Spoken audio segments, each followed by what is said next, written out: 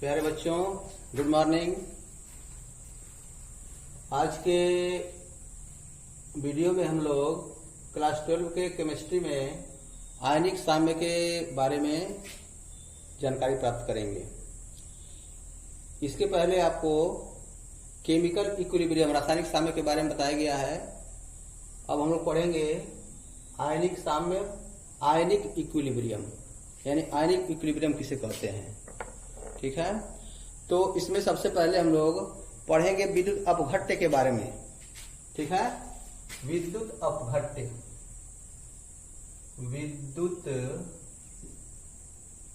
विद्युत अपघट्य, अपघट्य, इलेक्ट्रोलाइट्स,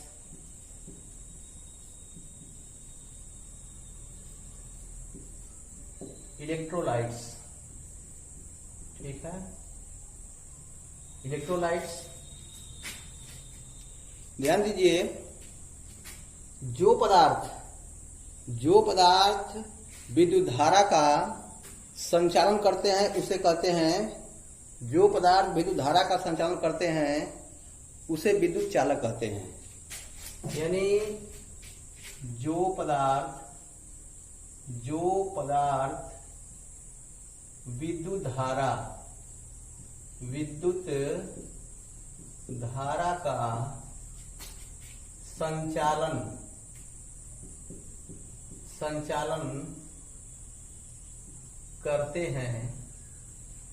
करते हैं उन्हें विद्युत चालक कहते हैं, विद्युत चालक। ठीक है, विद्युत चालक कहते हैं। जो विद्युत चालक होते हैं, विद्युत चालक दो प्रकार के होते हैं। एक होता है धात्विक चालक और दूसरा होता है विद्युत अपघट्य। ठीक है, यानी जो विद्युत चालक हैं ये दो प्रकार के होते हैं। विद्युत चालक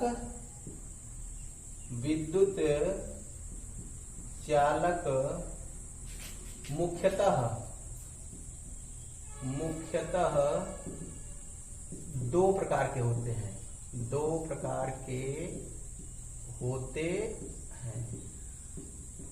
ठीक है। पहला होता है धात्विक या आयनिक चालक, धात्विक या इलेक्ट्रॉनिक चालक, इलेक्ट्रॉनिक चालक। ठीक है, मेटेलिक और इलेक्ट्रॉनिक कंडक्टर,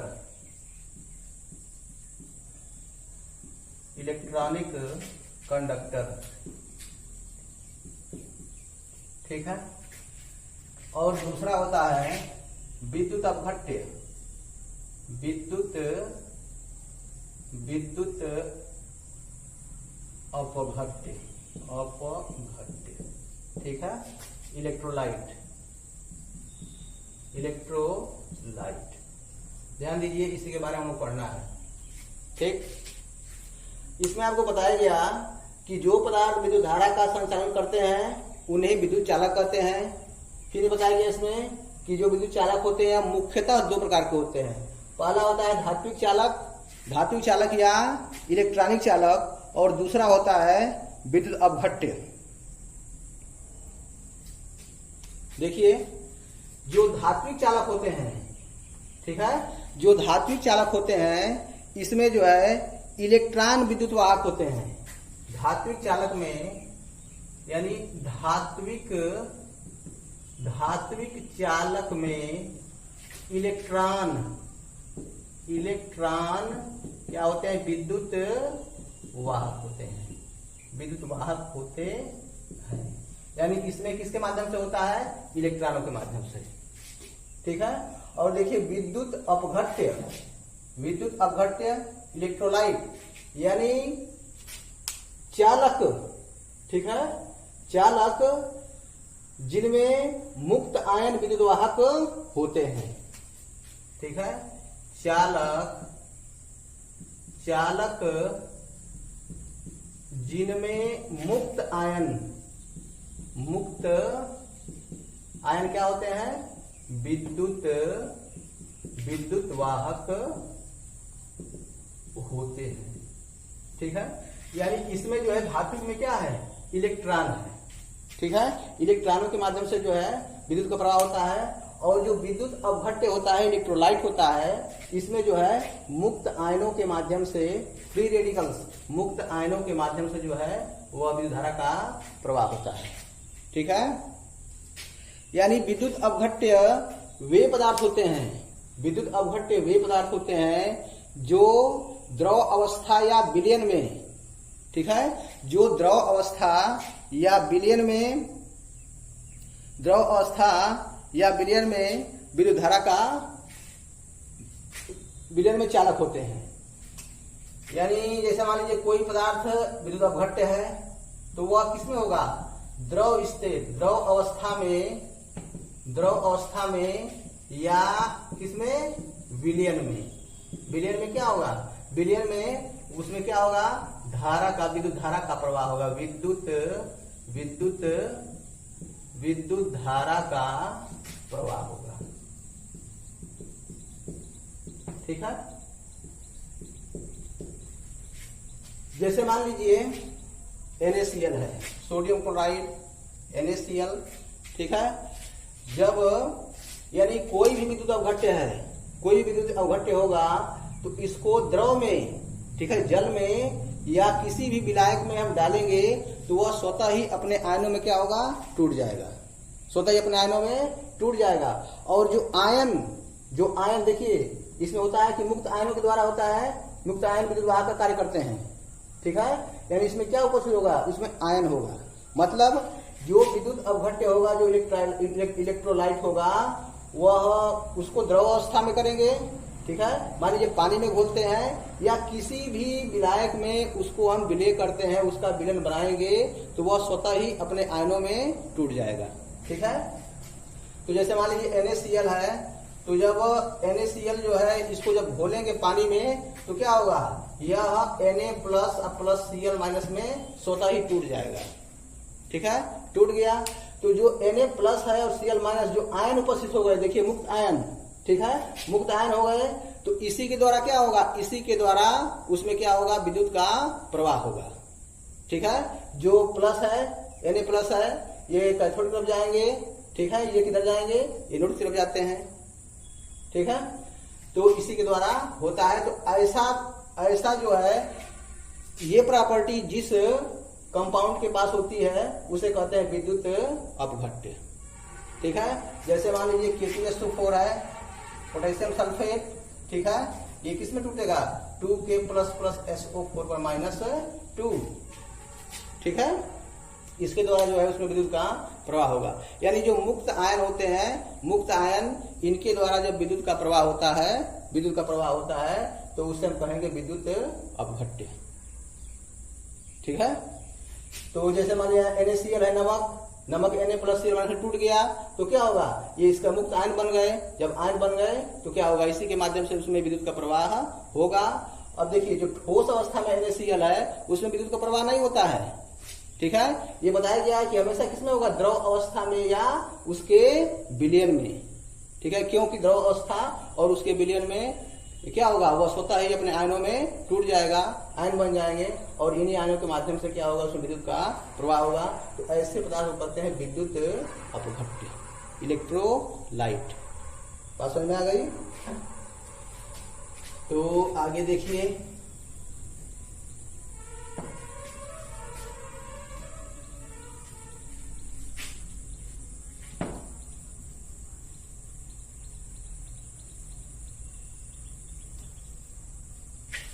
इसमें है आगे आरेनियस का विद्युत अपघटनी विभजन का सिद्धांत। आरेनियस का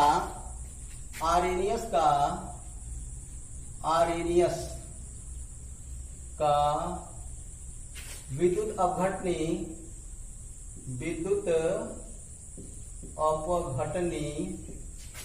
वियोजन का सिद्धांत, अपघटनी वियोजन का सिद्धांत। ठीक है, यानी जो विद्युत अपघट्य का वियोजन हो रहा है, ठीक है, इसके संबंध में आर्रेनियस नामक वैज्ञानिक ने अपना विचार प्रस्तुत किया और उसे कहते हैं आर्रेनियस का विद्युत अपघट्य वियोजन का सिद्धांत। ठीक है, इस सिद्धांत के अनुसार पहला पॉइंट, इस सिद्धांत के अनुसार यदि किसी विद्युत अपघट्य को, यदि कोई विद्युत अपघट्य है उसको जल या विलायक में, ठीक है, जल या विलायक में, ध्रुवीय विलायक, जल या ध्रुवीय विलायक में विलय किया जाता है तो वह स्वतः ही अपने आयनों में टूट जाता है, स्वतः ही अपने आयनों में टूट जाता है। ठीक है, यानी जैसे ही बताया कि आपको NaCl के बारे में, NaCl को पानी में घोलेंगे तो यह Na प्लस और प्लस Cl माइनस में क्या होगा, टूट जाएगा।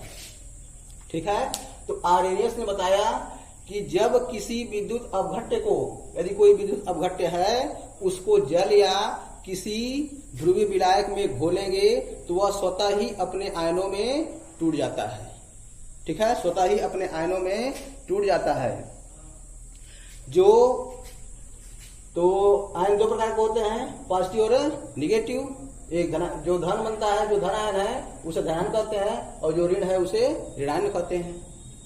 ठीक है, दूसरा पॉइंट, आयन जो होते हैं, दूसरा आयन जो होते हैं, आयन ये विद्युत आवेशित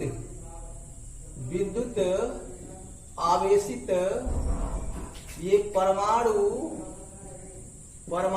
या परमाणु समूह होते हैं, परमाणु समूह होते हैं। ठीक है, जो आयन होते हैं, जो आयन है वे विद्युत आवेशित परमाणु होते हैं या परमाणु समूह होते हैं। जैसे मान लीजिए यहाँ पर ये सोडियम है प्लस Cl माइनस SO4 पर -2। ठीक है, ये देखिए ये परमाणु है। ठीक है, परमाणु का आयन है, ये भी परमाणु का आयन है और ये क्या है, परमाणु समूह है, SO4 पर -2 आयन। बात समझ में आ गई। अब देखिए इसका अगला पॉइंट, तीसरा पॉइंट, जैसे मान लीजिए कोई विद्युत अपघट्य है, कोई विद्युत अपघट्य है जैसे NaCl है, Na प्लस Cl माइनस में, तो जब इसको किसी भी विद्युत अपघट्य को उसके विलायक में, जल या उसके विलायक में घोला जाता है, जल या ध्रुवीय विलायक में घोला जाता है तो क्या बनते हैं, उसमें धनायन बनते हैं, धनायन बनेंगे और ऋणायन बनेंगे, ऋणायन। ठीक है, तो उस विलयन में धनायनों और ऋणायनों की जो संख्या होती है वह बराबर होती है।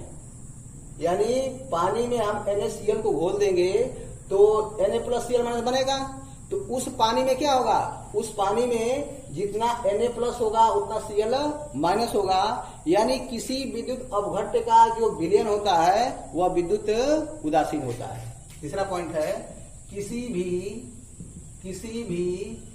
विद्युत अपघट्य का विलयन, किसी विद्युत अपघट्य का विलयन क्या होगा, विद्युत उदासीन होता है, उदासीन होता है। क्यों ऐसा होता है, क्योंकि उसमें कुल धनावेशों की जो संख्या होती है, कुल धनायनों की संख्या कुल ऋणायनों की संख्या के बराबर होती है, इसीलिए किसी भी विद्युत अपघट्य का जो विलयन होता है वह विद्युत उदासीन होता है। ठीक है, अब देखिए चौथा पॉइंट।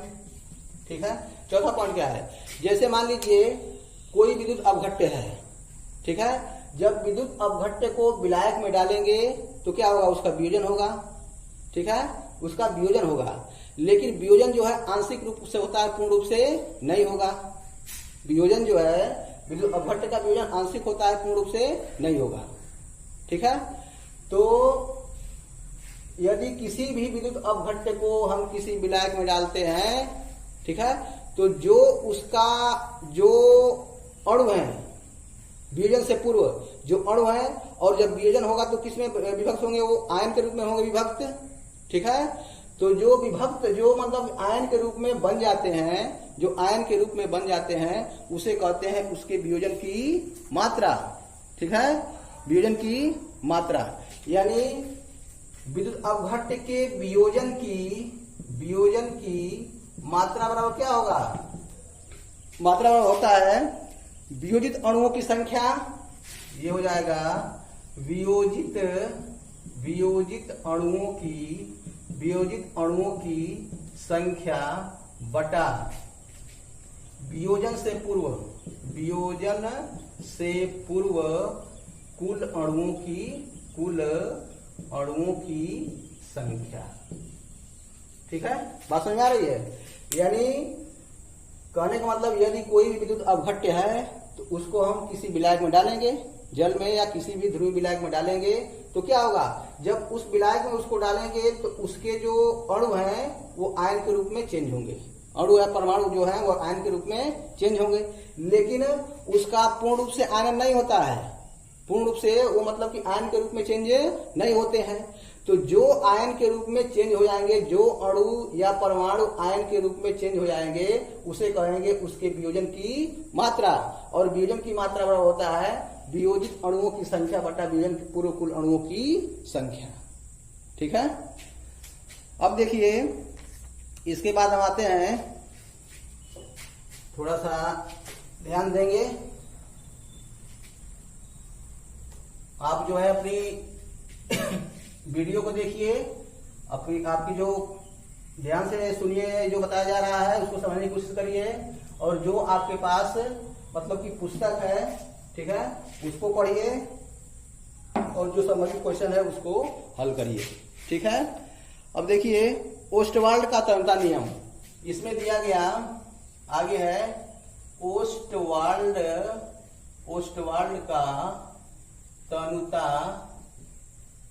का तनुता नियम।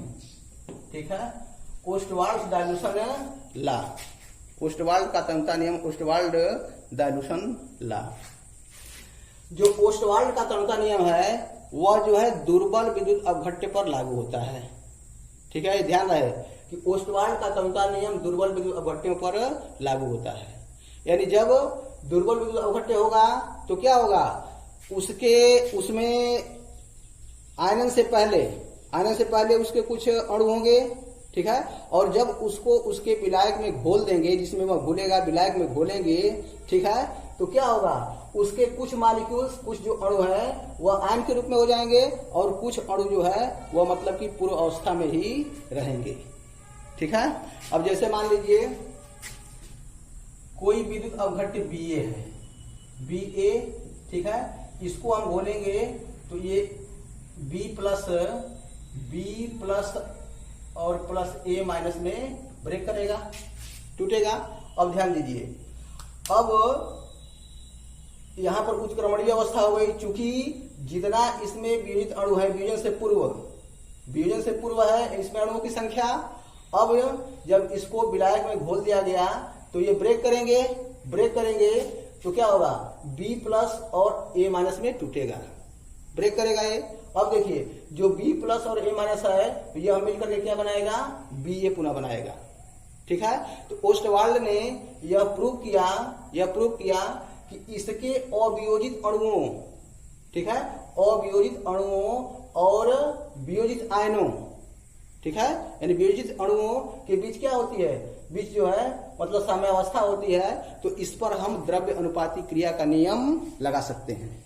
ठीक है, यानी इस पर हम लगाते हैं, इस पर द्रव्य अनुपाती क्रिया का नियम लगाने पर यह नियम बता दिया गया आपको कि जो अभिक्रिया की दर होती है वह अभिक्रिया की दर अभिकारी पदार्थों के सक्रिय द्रव्यमान के गुणनफल के समानुपाती होती है।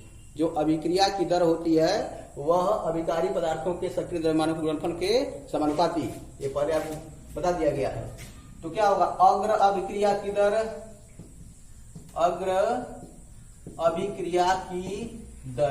समानुपाती क्या होगा, अगर अभिक्रिया इससे हो रही है यानी BA का सक्रिय द्रव्यमान, ठीक है, BA का सक्रिय द्रव्यमान, यानी rate of forward reaction equal to, यहां हम कांस्टेंट रखेंगे, ये रखते हैं KF रखते हैं, और ये होता है Ba का सक्रिय द्रव्यमान। ठीक है, ये हो गया। अब देखिए, अब विपरीत अभिक्रिया की दर निकालते हैं, यानी विपरीत अभिक्रिया, ये कई बार हो गया, विपरीत अभिक्रिया की दर समानुपाती। अब विपरीत अभिक्रिया किससे होती है? B प्लस और A माइनस के संयोग से, तो ये होगा B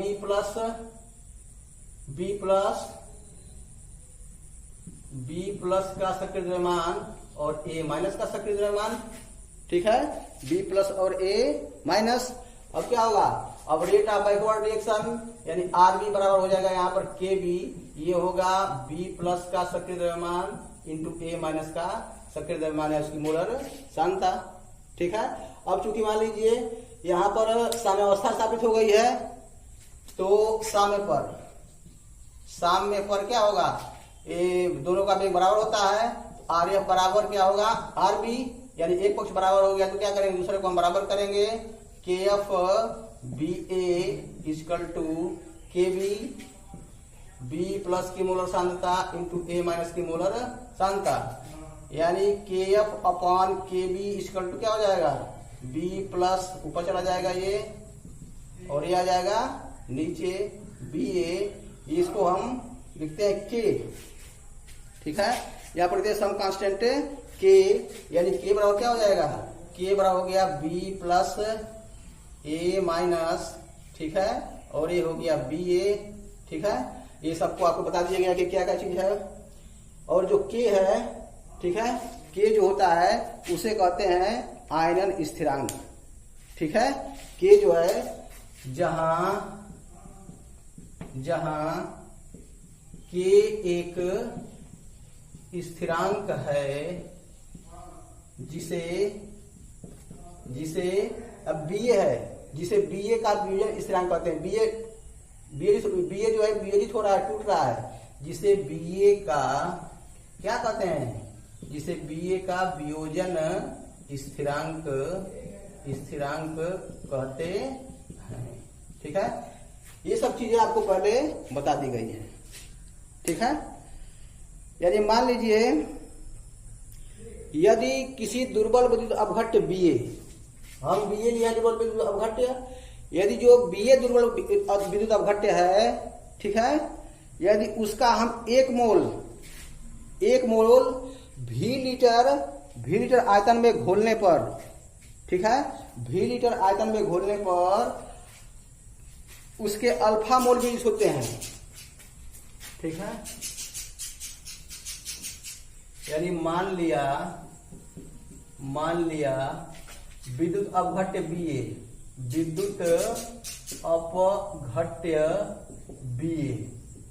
BA का एक मोल लेते हैं। BA के एक मोल को V लीटर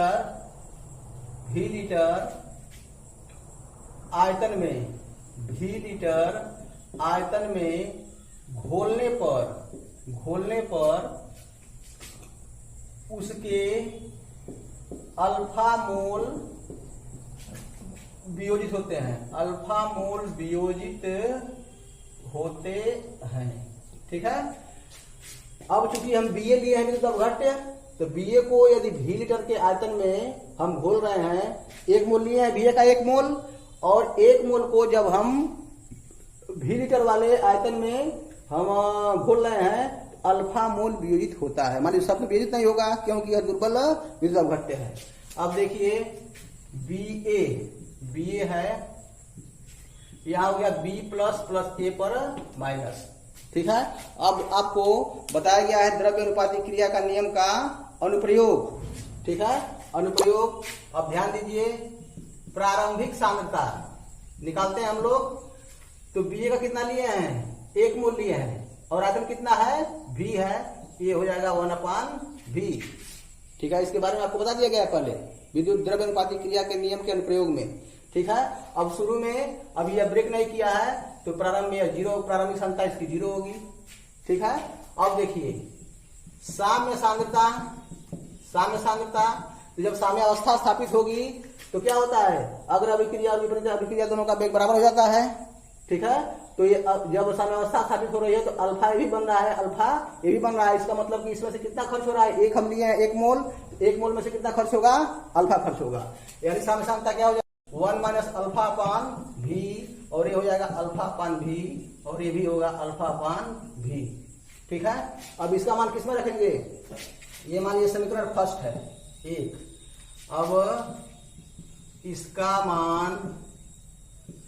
मान फर्स्ट में रखने पर, ठीक है, देखिए फर्स्ट क्या है, समीकरण के बराबर बी प्लस ए माइनस अपान बी ए है, ठीक है, इक्वल टू बी प्लस क्या है अल्फा अपान भी, अल्फा अपान भी है, गुणे ए माइनस ये भी है अल्फा अपान भी अपान, ये देखिए ये है बी है 1 माइनस अल्फा अपान भी है, ठीक है, ये क्या हो जाएगा, ये हो जाएगा अल्फा स्क्वायर अपान भी स्क्वायर बटा 1 माइनस अल्फा भी, ठीक है, यानी ये हो गया अल्फा स्क्वायर अपान भी स्क्वायर गुणे भी बटा 1 माइनस अल्फा, इसे कट गया, यानी के बराबर निकल गया अल्फा स्क्वायर बटा भी 1 माइनस अल्फा, ठीक है, ये हो गया। तो ये निकला अल्फा स्क्वायर अपान भी 1 माइनस अल्फा। देखिए ये जो व्यंजक है इसे कहते हैं ओस्टवाल्ड का तनुता सूत्र, ठीक है, ये दूसरा समीकरण है, इसे कहेंगे ओस्टवाल्ड का तनुता सूत्र कहते हैं, ठीक है। अब ध्यान दीजिए, यानी ये के बराबर अल्फा स्क्वायर बटा 1 माइनस अल्फा भी है। अब ध्यान दीजिए जो अल्फा है, ये अल्फा क्या हो रहा है, अल्फा वियोजन हो रहा है, यानी ये भी अल्फा टूट रहा है, इसमें से टूट रहा है अल्फा, ये भी बन रहा है अल्फा, यानी जो अल्फा है यह है वियोजन की मात्रा, ठीक है। अब जैसे मान लीजिए 1 मोल लिए हैं, 1 मोल में से अल्फा यूनिट हुआ है, ठीक है। अब हम मान लेते हैं कि जो अल्फा है, जो वियोजन की मात्रा है वह बहुत ही कम है, ठीक है। यदि वियोजन की मात्रा, यदि वियोजन की मात्रा क्या हो, एक